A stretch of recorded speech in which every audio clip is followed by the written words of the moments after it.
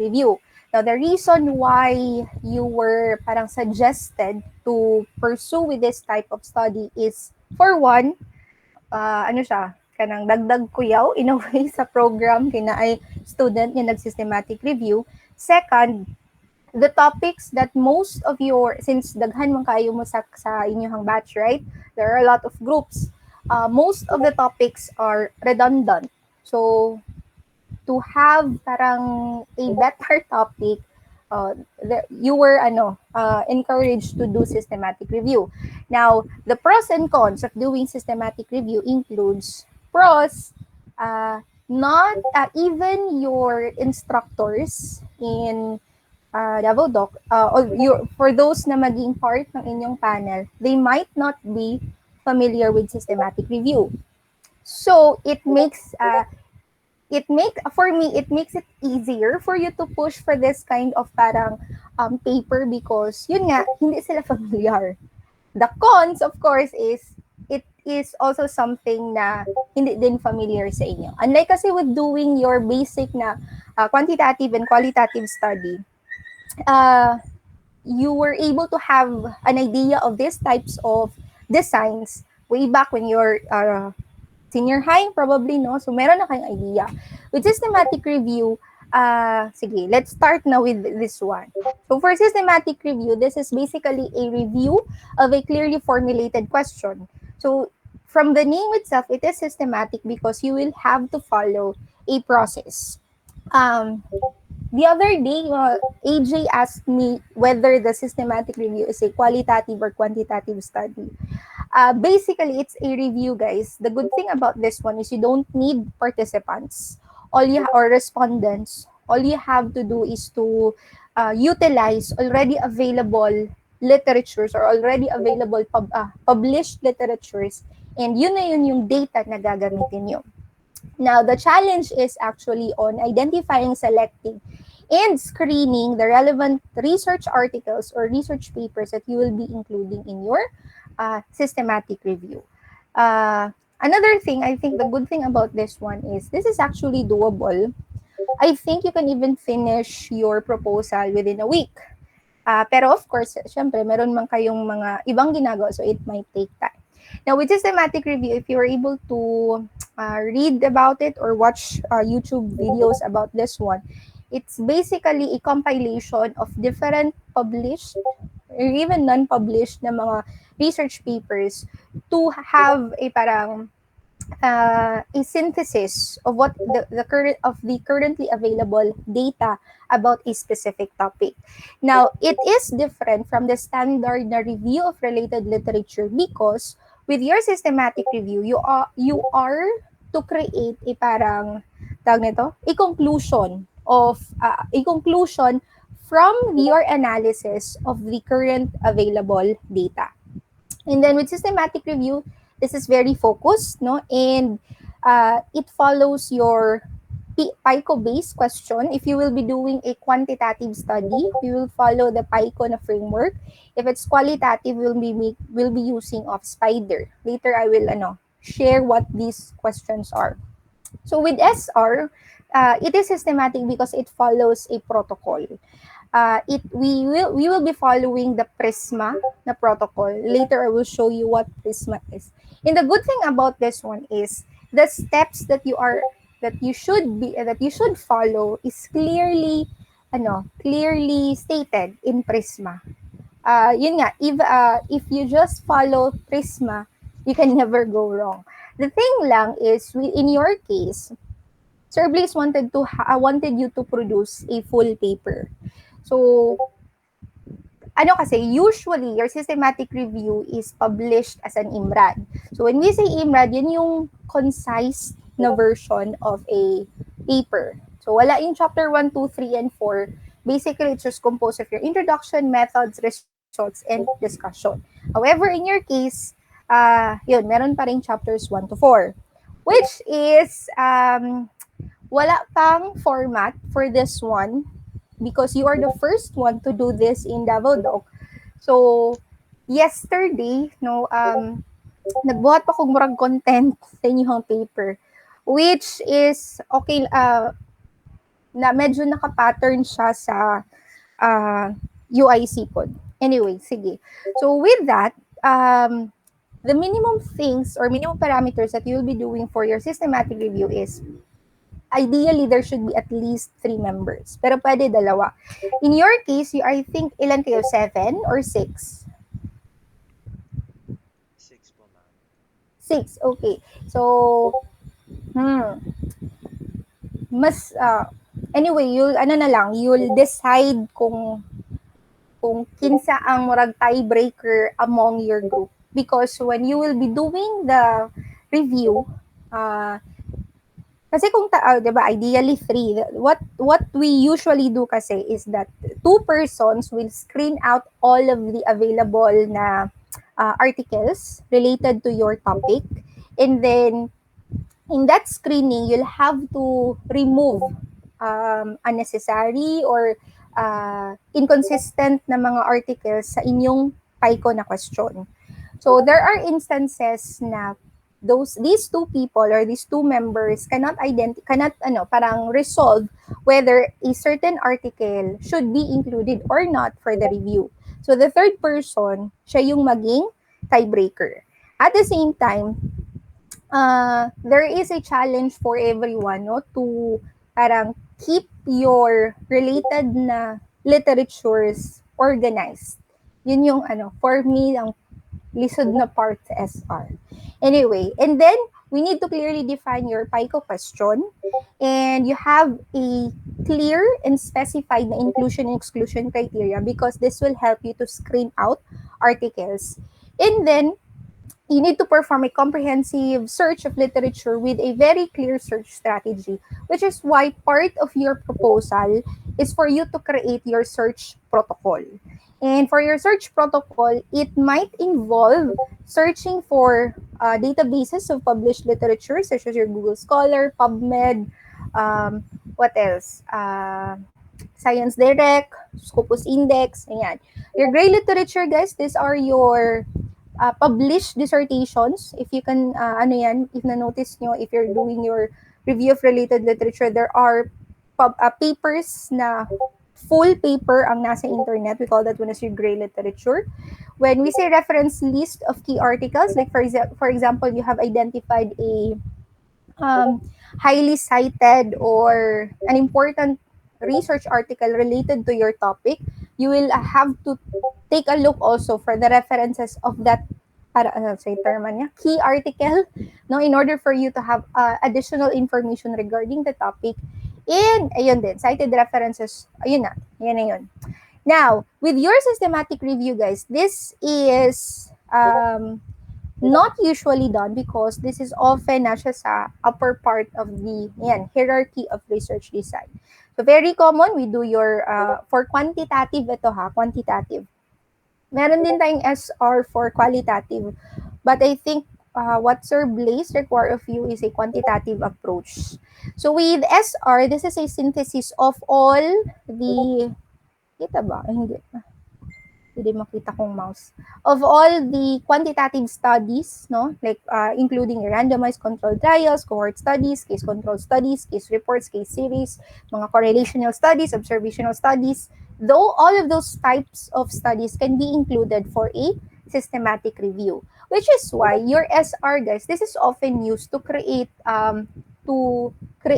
or to rectify existing policies pertaining to a specific intervention. Like for example, there is a medication, for example, antihypertensive medication, which is a, for example, a gold standard for treatment of hypertension. Kunwari lang ha. And then, you wanted as a researcher to evaluate whether it is really the gold standard or do the available data support that claim of being a gold standard? So what you will do, all of the published literature pertaining or evaluating the efficacy of that certain drug is i-review mo siya through systematic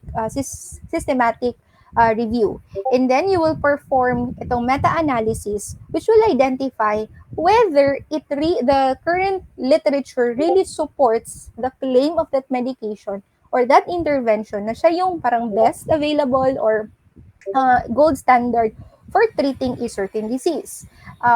Out of that analysis kasi, you can modify the existing policy or you can provide further support na tama yung policy or program in relation to that type of intervention or medication. So what are the things that you need to be doing or you have to do for the SR?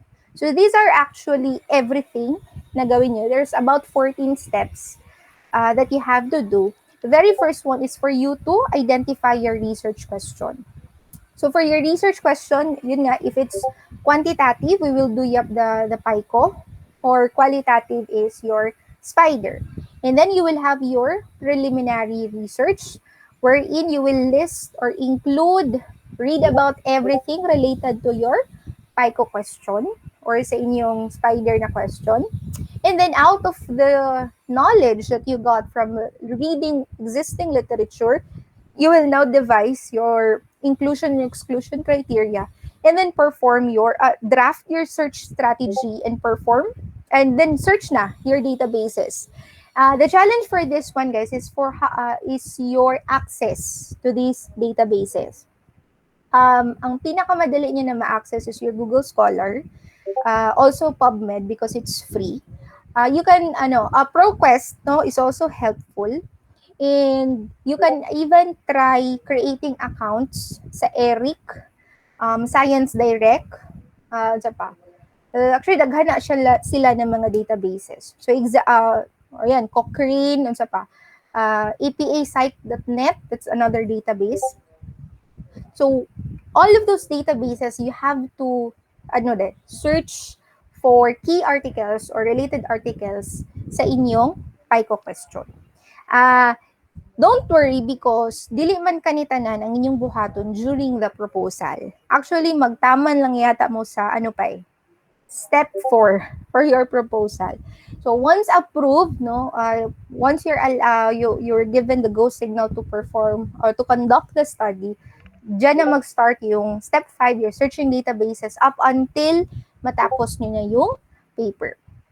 So with systematic review, yun nga, you need to look for all relevant articles related to your PICO question, and then you will screen these articles up until you will be able to identify a few studies which is relevant to answer your PICO question. Ayun. So pertaining to the steps, we follow Prisma. So with Prisma, guys, this is your Prisma. The thing lang with Prisma is pattern siya to produce an IMRAD na paper. So yun nga, yung naka-shortcut. However, since we have to create a full paper, medyo nag-modify tagamay sa steps. But still, everything that is in Prisma, you have to perform pa rin. So, ideally, guys, once you have identified a topic for your systematic review, we need to create a search strategy and then register it in Prospero. So, Prospero, this is a parang, di ba siya database, but rather, registry, of all existing na parang systematic review. Kasi ideally, your topic, you should not have a similar topic with other researchers. Kaya may useless siya kung same o topic. The specifications, dapat ma-register siya sa Prospero. But in your case, you will not be required naman to register your search protocol with Prospero. Pero yun yung ideal na dapat gawin. And then also for your Cochrane library Cochrane website, it contains published SRs, mahanap niyo din dito. And this could also be a parang database din. Kaya lang medyo mahirap i-access si Cochrane because siya bayad. And kanang a very good resource sana for systematic review, especially if you will proceed with conducting meta-analysis kay mauni siya ang yahang pinaka-purpose. But anyway, so yun, with you, dili man ta kailangan mag-abot jud sa Prospero o sa Cochrane. but you'll have to parang present lang your search strategy to your panel during the proposal. So the very reason why we are doing systematic review is to examine current ways of doing things, no, to evaluate whether that intervention or that program is still relevant, or you wanted to identify a new idea. That's the basic parang two things that we can get out of doing systematic review. So as I've mentioned, there's about kanina 14 steps. Para ito siya 24-step guide, step by step na process na noon gayo na. But important is we do the first step, which is identifying your research question. So with your research question, guys, it's very important to have a clear and specific research question that will guide your study. So, unsa nga itong title na gihatag sa inyo, ha?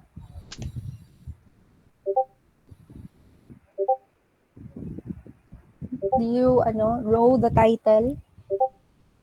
So to?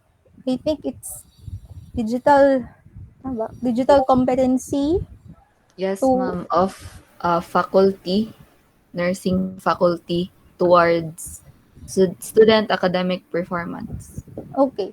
So with that kind of title, no, you need to specify what ano yung maging metric nyo for student performance. Bali, what will be your definition of student performance, and how is digital competency measured pertaining to that title, because you need to parang clearly define kung ano yung parang specifics of that performance and competency na hahanapin nyo sa inyong literature. Now, the title can be broad, such as that one. However, in the statement of your review question, it should be specified, especially sa inyong gagawin na review of related literature. So, with that topic, since we will follow your PICO, kay ano man yata na, quanti, you have to identify your population, intervention, comparator, and outcome. There's actually 80 for PICO. Ano siya? Time frame. But often, wala kayo ta naga-include of time frame. So let me show you an example of what we did uh, in relation to that ayan. So we did a systematic review pertaining to the impact of interprofessional education in nursing with the skill acquisition among nursing students. So for our PICOT analysis, our PICOT question, actually all you have to do is to identify ano yung population, which is the intervention, the comparison, what is the outcome. So makita niyo basically our title, gibutang lang po namo siya sa PICOT na framework. Now the next challenge for you is to identify ano ang ibig sabihin nitong interprofessional, or in your case your digital competency, as well as skills acquisition. So in our case, actually wala napakita dere, but we specify that skill acquisition pertains to clinical skills, uh, clinical skills na operationally defined in our paper na communication, collaborative, critical thinking skills. So all studies, no, all studies about interprofessional education measuring the communication skills, collaborative skills, critical thinking skills, problem solving skills of nursing students, gi-appeal na mo sa mo ang systematic review. Mo na siya nga dapat ma-specify ninyo kung unsa na performance ang gusto ninyo i-evaluate. The same way kung what do you mean by that digital competency. Paano ninyo mahibalan kung unsa na siya? You do your review of related literature. Now, once you have identified your PICOT question, you can now actually proceed with your search strategy. Now, for your search strategy, kanimang good na mga terms, we can also refer this one as your keywords.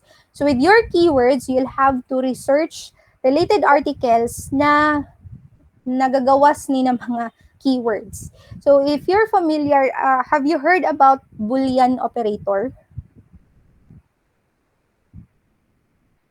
Yes, ma'am. Yes, ma'am. So you know how to use Boolean operators.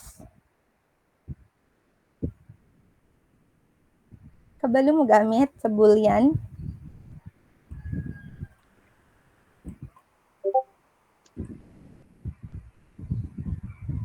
Ma'am, yun po yung mga and or at saka yung Yes, yes, yung mga may yes. wildcard, may mga truncation, the use of mga asterisk, kadto siya. So kabalo mo ato. Naglasan po si sir before. Okay. So, sige. So, dili na nato, oh my God, at least dili na nato mag-go through. Sa'yo ito mahuman. Anyway, so, with the use of your Boolean operator, guys, you will be able to parang, this one. With the use of your Boolean operators, ayan, you'll have to research the terms, articles which contains your keywords. So, if you will do this with, saan ba akong mouse? With, for example, this one, with Google Scholar, di ba? You will be given this kind of results. For example, kung ang term is undergraduate nursing students and interprofessional education, the first time that you will input that sa Google Scholar, it will give you probably about thousands of search results. Which is why you need to parang uh, utilize your Boolean operators to screen out what is yung needed nyo lang na study.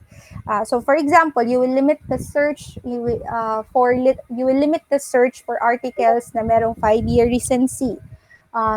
Full text na journals lang ang inyong gagamitin, or even with the types of research designs na i-include nyo sa inyong study is maging part siya ng criteria in order for you to screen these articles.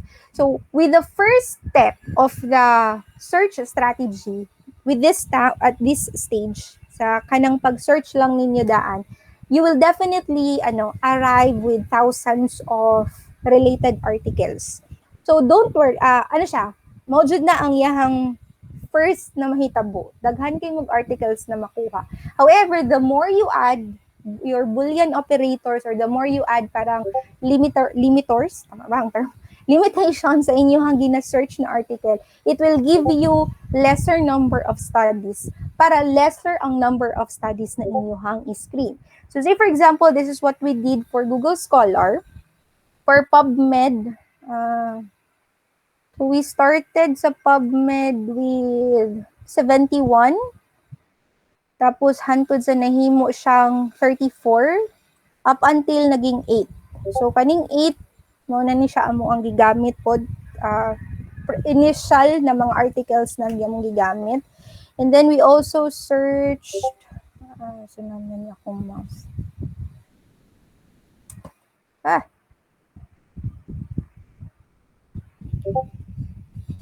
Ano, asang mouse? Ayun. This one, sa ProQuest, 454 results. So, if you think na na-exhaust na ninyo, that's the minimum number of articles na inyong makita, you will have to parang place all those related articles sa, what we did is sa Excel kasi. There's actually a software for this one. However, it's expensive and it will only allow you to run the search one time, and it costs about $250. So, anyway, kaya man nga i-Excel lang ninyo siya. So, all of the related articles na inyong nakita or papers, you have to place it in I would suggest sa Excel, and then i-appeal lang sa siya tanan. So, in this way, you will have a directory of all articles na inyong screen. So, with your Prisma, diba, I told you earlier na you have to follow Prisma. Ang kadtong first part of the search strategy, for example, this one, from our searches sa Google Scholar, PubMed, o sa ProQuest, namin nakuha na about 620. So, from Google Scholar, 282, PubMed, 119, ProQuest, 219. And then, you need to remove duplicate records. So there are instances na a, a paper no na search niyo siya sa Google Scholar at the same time ma-search po siya sa PubMed. So that's a duplication. You have to remove that one. The thing lang is what will happen is you will be doing this manually. No, mahulog yun siya nga manual. Which is good kay ano man mo, daghan mo, you are 6 in a group. So kaya na niyo siya i-screen out. And then you using your inclusion and exclusion criteria, you will screen further your the articles that you have identified up until mag-abot mo sa a few studies that will be part of your systematic review. Ideally, guys, the final count of papers na isali nyo sa systematic review should be not more than 20. Ideally. However, kung during your screening process, mag more than 20 jud mo, okay lang man na siya gihapon. It would be challenging lang how to parang discuss it in your paper. Ayan. So far, nagka-idea mo paano siya buhaton. Lang ha,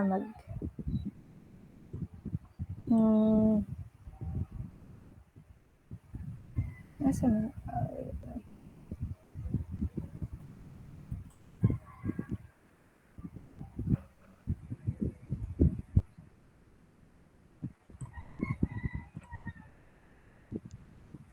Julian.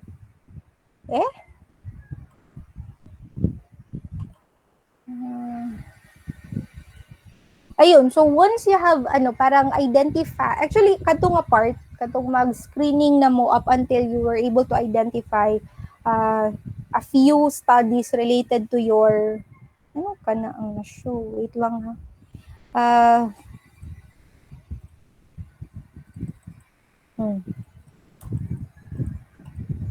Kadto mag-abot mo atong a few studies relate na maging part sa inyong systematic review. That is already part of the conduct of the study.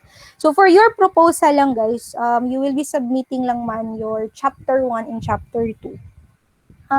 Dito lang mo taman actually sa step 2 pa sa inyong Prisma. So, your paper is quite different from the rest of your batchmates because lahi ang content.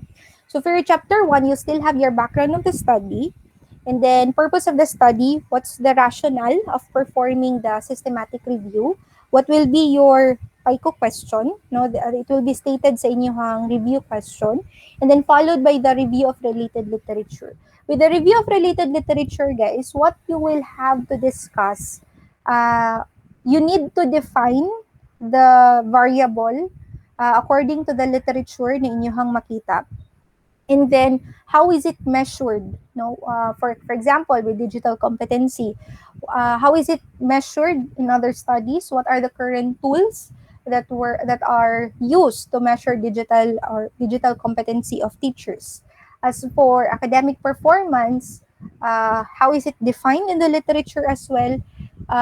Pero you have to kanang mag-focus na mo on the specific parang aspect or unsa na academic performance ang inyong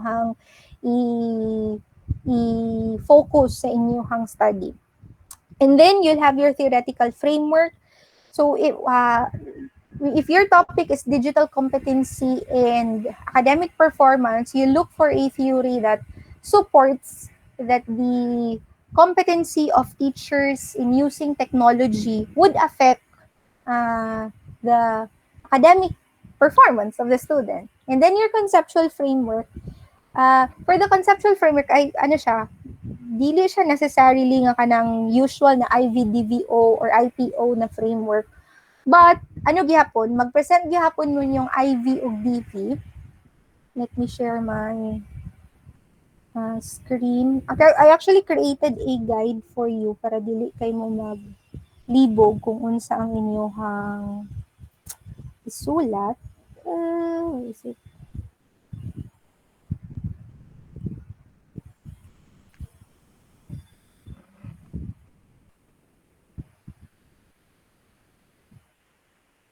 Your framework will look like this. Of course, asa gikan mga variable, it will also depend on unsa to inyong nabasa during your review of related literature. So you have to present something like this, and then ano na dayon? A paragraph discussing what is included in the framework or describe the framework. Tapos, you still have your significance of the study, who will potentially benefit from that systematic review. As for your methodology, you still have your research design. The setting will still be Davao Doc, but you have to specify na nag-online search mo sa various databases. And then, instead of having participants or the akay data sources in your selection, so unsa ning data sources, what are the databases that you use? Did you interview a research expert about your topic? Or have you used some gray literature? And then, ano siya? What was the search strategy and what were the keywords that you have used? For the inclusion and exclusion criteria, the types of studies na isali, the population intervention and outcomes, as well as the characteristic of the studies na dili ninyo i-appeal. For the data extraction and synthesis, how will you screen, analyze, and summarize the included studies?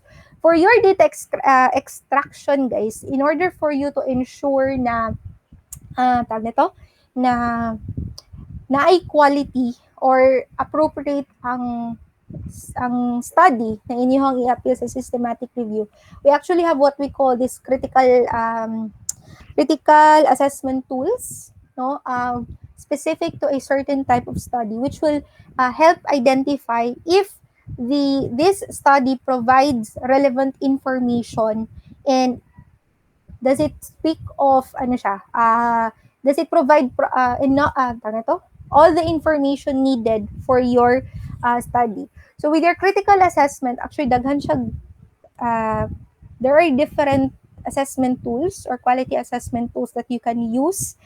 It will depend on the type of study na inyong i-appeal, no, sa inyong inclusion criteria. I will give you a link about these critical assessment tools.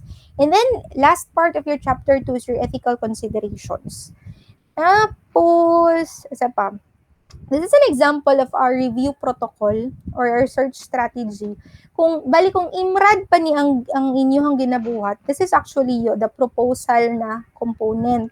But in your case, since you have to make a full paper, this kaning review protocol, i-translate siya into chapter 1 and 2. So, yun pa rin, there's a background objective, the review question, the PICO, tapos the search strategy. So, in this case, we only use Google Scholar, PubMed, and ProQuest. If you can include more databases, actually the better. Because it will widen the scope of your reach for published studies. In our case, we're not able to interview or ask experts as well as do reference searches. And then this is your inclusion criteria. So you have to specify what types of studies you will include in your paper. So in our case, we have identified we will include experimental studies, observational studies, and quasi-experimental studies, including mixed method papers published from 2016 onwards. Specifically, full text English peer-reviewed papers lang. So with the population, you specify also in your case, pwede kasi siya na undergrad students with or without health professionals, such as this one. Tapos the intervention, in our case, since we did interprofessional education, interprofessional education is somewhat, synonymous with interprofessional collaboration in various studies. Kaya siya, we also made use of IPC. Tapos, specified, asa na to?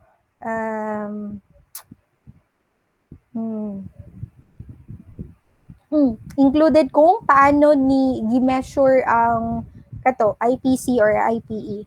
And then for the outcomes and prioritization, yun nga, for skills acquisition, wala naman nasali. For skills acquisition, we look into clinical clinical related clinical related skills. Okay nga, communication, collaborative or collaboration skills, problem solving, etc. So for your exclusion, you also have to identify what types of studies or outputs ang hindi niyo isali. And in our case, we did not include papers that only measure the satisfaction, attitudes, or perceptions or readiness of students towards IPE. When you do your review of related literature, guys, you will eventually parang identify, okay, dili na mo ni. So, apilon or kaninga aspect ang among apilon sa study. So, it's, ano siya, while you do your review of related literature, you're also parang polishing what is your FICO question.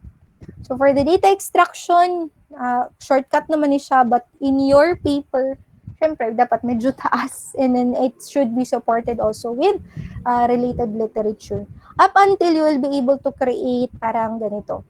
In your paper, you are not yet required to have numbers on this one because yun nga, you are to propose pa lang man the study. So what should be included in your study is ano lang siya, kato ganina, your chapters 1 and chapter 2, your list of figure will only include parang the setting, such as the setting, as well as the conceptual framework. So itong Prisma na search strategy, this will be you will be able to produce this one once you are already doing the actual search. As of now, what you have to do is to write pa lang man the proposal. So, dili pa mo mag-abot diri. Sige, naay pangutana.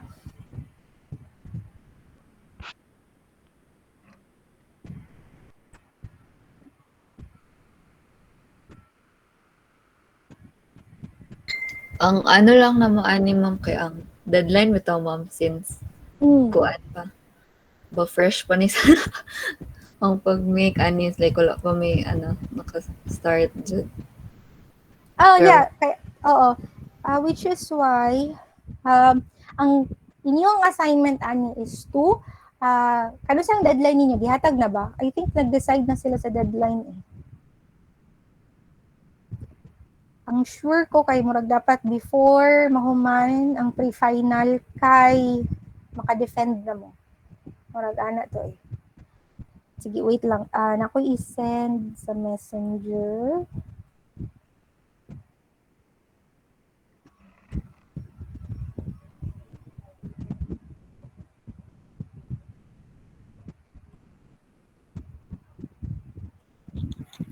Wala.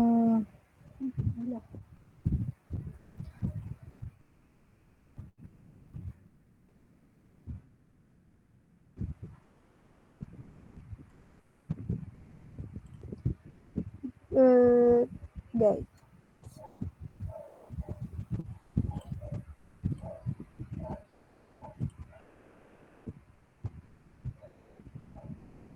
So basically, ang inyong buhaton kay review of related literature, naghihimong research study. Nga na ang maging output ninyo. In writing the proposal in itself, kaya raman ninyo ako, confident ako na kaya ra siya. What will be the challenges during the screening process, manggod, which is after the proposal pa. So, with your proposal, we'll have to create lang muna the chapter 1 and 2, and then ang critical na at na mahuman is the PICO question.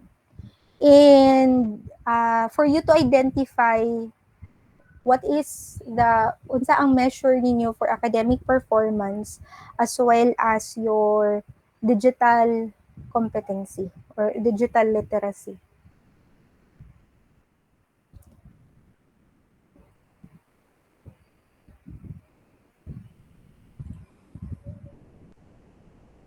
Lost gihapon mo. Murag gets man ma'am, pero taas siya. Taas ang asa dapit.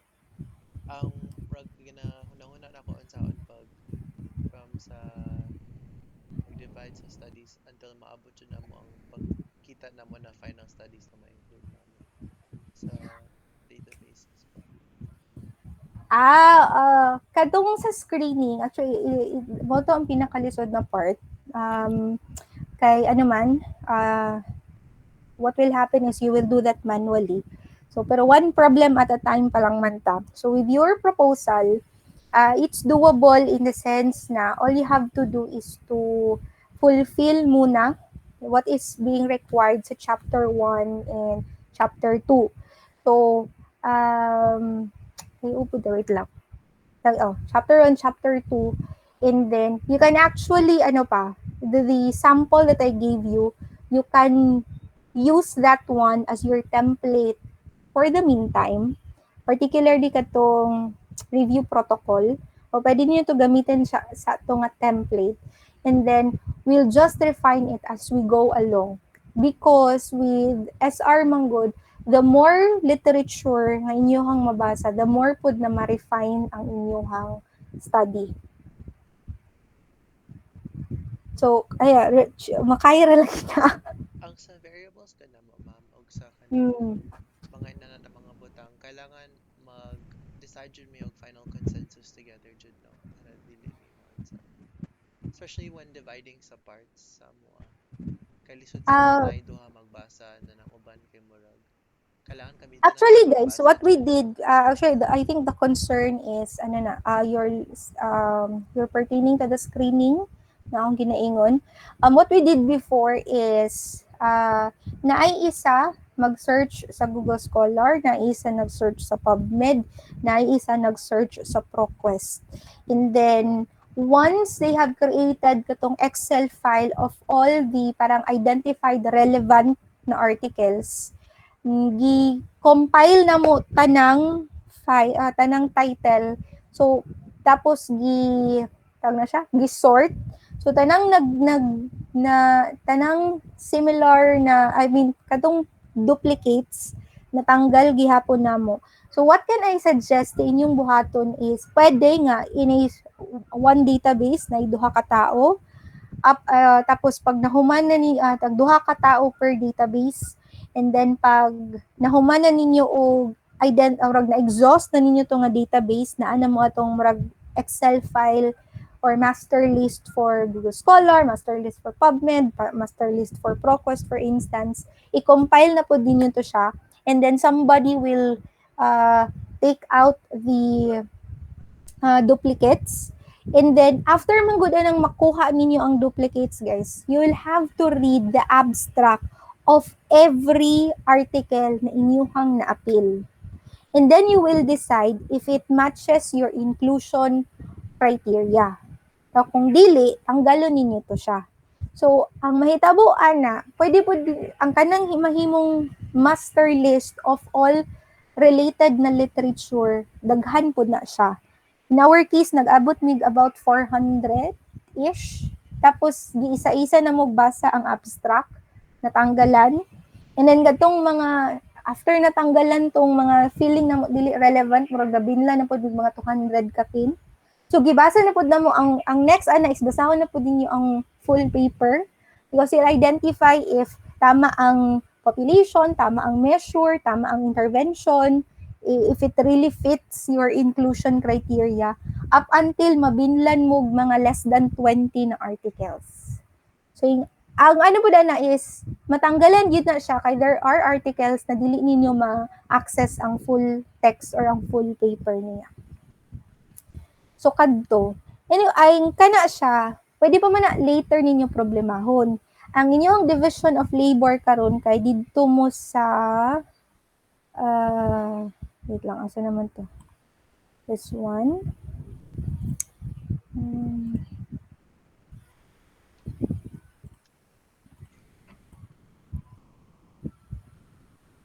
Because this is your output. This is your proposal paper. So, one person could write about your background of the study. Ano siya? Pwede ninyo siya mabulag-bulag ang dira nga part. And then, ang madugo na part is during the screening process. Katong actual na data extraction And then, which is, one problem at a time lang sa. Oh, gets po, ma'am. Thank you po. So, ang inyuhang karon is, you have to if kadto na jud ang inyuhang topic, gihatag ni Sir Blaze, you'll have to parang read about it, and then you parang discuss what is parang academic performance para ma-specify ninyo unsa na mga studies ang dapat ma-appeal. As well as for the digital competency, daghan man tools for that one. There are survey questionnaires for that.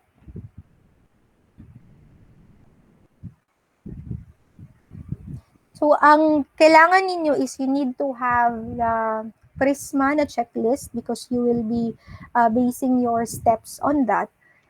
Pero dili pa bang good ang full Prisma ang inyong magamit. So ang important is you will be able to produce muna itong chapter 1 and chapter 2.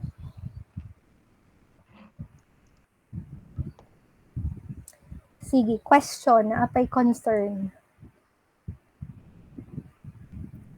So, I think wala man may klase pa, no? You can, brainstorm what will be your PICO question.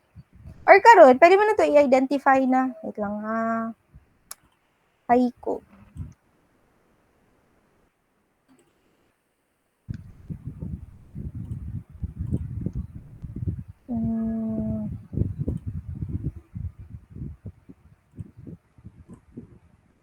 Sige, so in your case, you're looking at the ang inyong population are clinical instructors or teachers in general. Kung specific to nursing man siguro ni. Nurse, clinical instructors.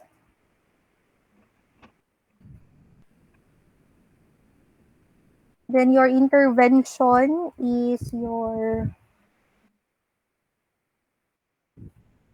digital competency in teaching or parang online teaching skills man.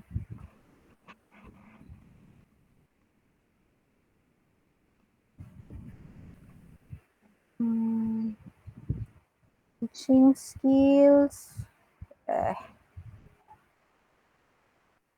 versus your comparator is your traditional teaching, usually itong face-to-face, traditional. Tapos outcome will be academic performance of the student.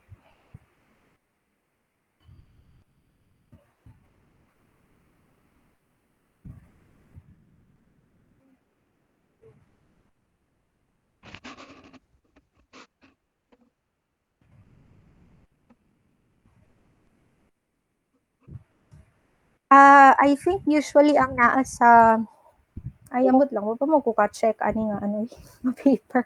Di mo ka basa ani. Pero I think probably GPA or WPA na grades.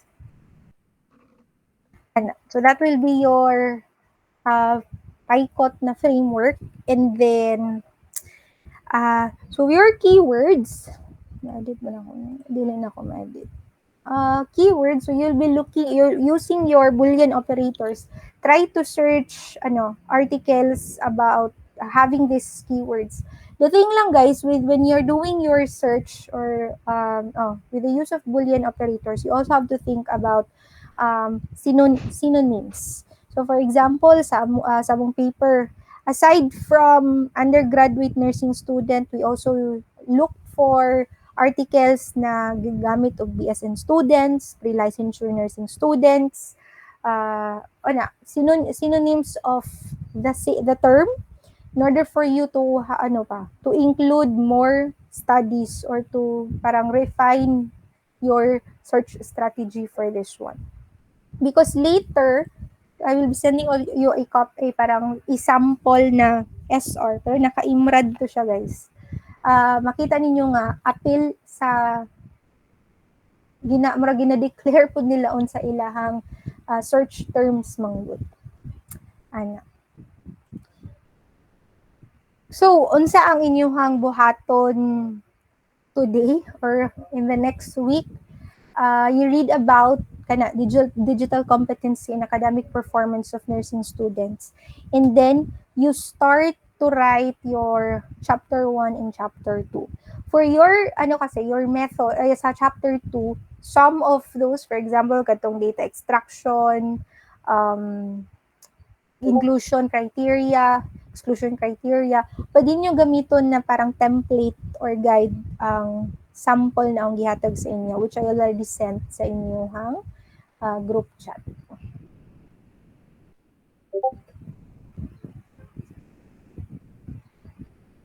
Kira mo? Nice ang SR guys, kay dala na mo pilot study, dili na mo magitag respondent. Mag-search lang mo sa internet, which I think is one of the good thing na, I mean the easiest thing na buhaton karon because pandemic man, you cannot really go out and look for respondents. But anyway, ano siya. Ako personally, medyo ganahan ko sa SR. Dili hassle when it comes to data collection. Ma'am, Pero yes. ma'am, inig defense good, ma'am. Unsay maingon nimo Mm. sa challenge sa SR? Inig defending. Do you mean challenge? Challenge na Kanang pag-defense na mo, like, unsaon day na sa panel, specifically, pag-present na mo tanan. I mean, sa ah, second sem pa man na. sa proposal defense, you Ay, mean? proposal, yeah, opo. Okay, for your proposal defense, they will be asking you of the one is relevance of the study. Why do you need to study about the digital competency of clinical instructors? Why is it relevant? How will your study be parang helpful, or what will be the purpose of doing this research? Which I think ano siya, kanang usually kasi we do SR for yun, policy development or policy enhancement. No, na usually ang intention mong sa SR. The better pa jud na buhaton is to conduct a meta-analysis out of the systematic review na inyong gibuhat. The thing lang with meta-analysis mangod, dili ko confident mag meta-analysis because I'm not familiar with the statistics involved. So, diri ratataman sa SR. Anyway, kadto, you will be asked about the relevance of your study. Tapos, your understanding of how to conduct the study, and then why perform SR. Mo na ang three main topics because we don't have participants for this one. So kato kuan nila, how did you come up with the inclusion and exclusion criteria? How will you be able to identify what is relevant and irrelevant? Now, all of those things, guys, can be answered mampod. For example, how will you identify if it's relevant or irrelevant? Yun nga, we have critical assessment, sa ito nga, so we have tools that we can, use to evaluate the relevance of the study. And then, sa pa, why SR? Because it is a way of producing evidence-based knowledge, no, in particular regarding about the effects of digital competency to academic performance. And then it can help, no, if sa inyong systematic review it shows na the digital competency really do have an effect to the academic performance of nursing student, then you can give recommendation na dapat the school or the administration should invest in improving the digital competency of teachers.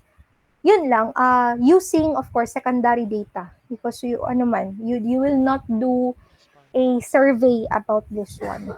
Rather, you will have to synthesize information coming from the already published na literature. Thank you pa, ma'am. Ayan saan yung problema ang proposal. Dali lang ang proposal. Wala lang na ano, 30 minutes to an hour lang na usually sa inyong kadaghan. So, ang important is makabuhat mo o chapter 1 and 2. With the format, nag-change of format, dili na katong usual. You will be follow the APA 7th ed. But the content, the content I think is almost similar. So, I also gave you a parang what are the things that you should discuss per aspect of or per part sa inyong paper. The document is already uploaded in the group chat. To be honest guys, wala pa ko kabasa og any related literature ani. So dili mo ko kahatag kung unsa ni nga academic performance or what about digital competency kayo. Ako mismo wala pa kabasa. But I will try to read about this over the weekend and then we'll see how we can refine kung unsa na inyong nabuhat. Sige. Kanus-an ninyo feeling mabuhat ang inyong chapter 1 and 2?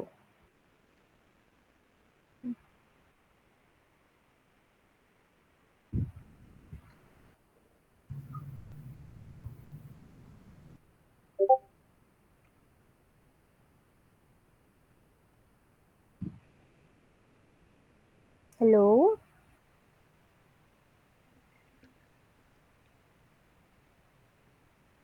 Today is September 16, exam week sa September 26 to October 2. Ang pre-final ninyo kay October 25 to 30.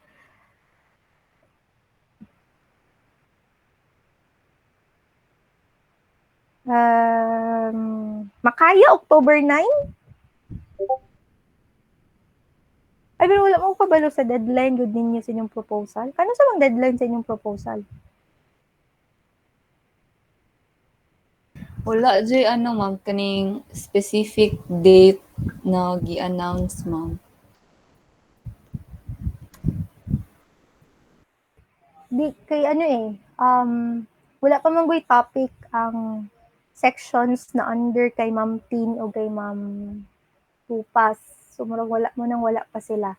Pero ang akong nadunggan, bilang unahon ng inyong section, ay dili yan inyong section, ang tanang under kay Sir Blaze, mauna og defense. Kay nahatagan naman daw mo og topic. Sige lang, mag-clarify ko kung kano sa ang inyong proposal defense. Pero ang sure ko, ang practice is before mag pre-final exam na maka-defend na mo dapat. So kung ang pre-final nato is October 25 onwards, mo target tag October 9, human na inyong chapter 1 and 2. Para ma-correct pa nato and then maka-prepare mo for your proposal defense. Sige po ma'am, napa may 3 weeks. 2-3 weeks. 2 to 3 weeks. Sige. Ano na siya? Kanang, paano ba? Sige, naman to, i-follow lang sa atong guide. Mangita po kung way na mapasayon inyong life on this one. Group work man sad, so I think kaya na siya humanon. Dili ba man kailangan jud over ka madugo ang inyong review of related literature, guys. Ang important is maka-create lang sa mo og kaning proposal. Yun nga, because once you have created your proposal, even during the conduct of the study or katong during the screening process, magsige mangyapon mog dungag possibly or refine sa inyong chapter 1 and 2. Pero yun nga, the good thing about this one, once you start creating your chapter 1 and chapter 2, you're also starting to screen namang good pod or have an idea of what will be included sa inyong 3 and 4. Kaya na, promise. Sige, yan sa pa.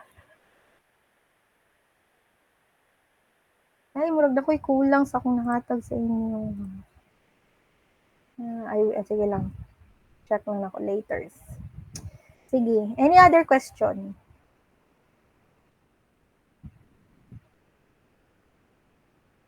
None for me na, ma'am. None so far. Kayo, guys. Wala naman po so far. Read through na lang muna tong guideline ng gihatag, and then if you have concern or clarification, message lang anytime through the group chat. Anyway, kami halos anong po ko, most of the time mata. Sige, go.